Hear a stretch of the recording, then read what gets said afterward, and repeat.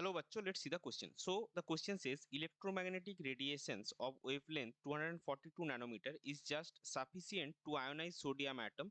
Then the ionization energy of sodium in kilojoule per mole is option A 494.65, option B 400, option C 247 and option D 600. तो चलिए सबसे पहले देखते हैं इस क्वेश्चन का की कॉन्सेप्ट क्या है. सो इस क्वेश्चन का की कॉन्सेप्ट होगा प्लैंक्स क्वांटम थ्योरी या फिर आप प्लैंक्स थ्योरी भी बोल सकते हैं. तो यहाँ पे देखिए एक इलेक्ट्रोमैग्नेटिक रेडिएशन गिवन है, उसका वेवलेंथ गिवन है और उससे आप सोडियम एटम जो है उसको आयोनाइज कर सकते हैं और हमको आयोनाइजेशन एनर्जी निकालना है. तो हम क्या इससे क्या कंक्लूड कर सकते हैं कि ionisation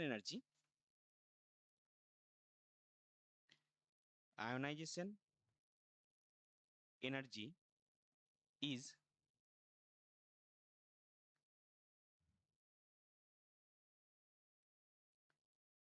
equal to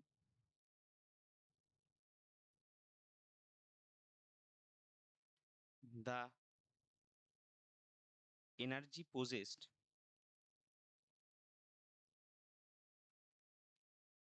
by the radiation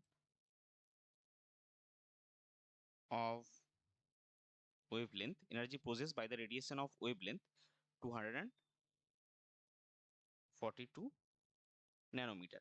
सो हमको वो कैलकुलेट करना है कि इस वेवलेंथ के रिगार्डिंग और इस वेवलेंथ के कॉरस्पॉन्डिंग जो एनर्जी है वो क्या होगा, वो हमको क्या मिलेगा प्लैंक्स थ्योरी से. So according to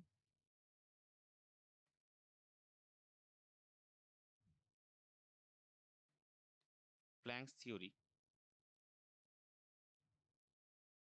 energy E is equal to H C by lambda. So यहाँ पे E H आपका क्या है, H आपका है प्लैंक्स कांस्टेंट जिसका वैल्यू आपका है 6.626 into 10⁻⁻34 joule second. Next C आपका क्या है, speed of light that is 3 into 10⁸ metre per second. और लैम्डा आपका क्या है, wavelength that is 242 nanometre is equal to 242 into 10⁻⁹ metre. तो अभी अगर आप E कैलकुलेट करेंगे तो E का वैल्यू क्या आएगा 6.626 into 10⁻34 joule second. H into C that is 3 into 10⁸ metre per second by lambda that is 242 into 10⁻⁹ metre.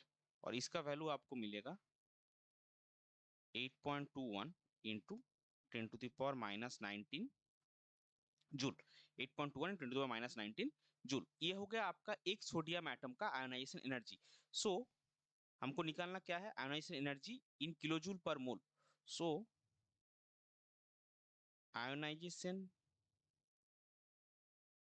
Energy per mole will be is equal to कितना होगा आपका एक सोडियम एटम के लिए joule into 6.023 into 10⁻23 mole inverse.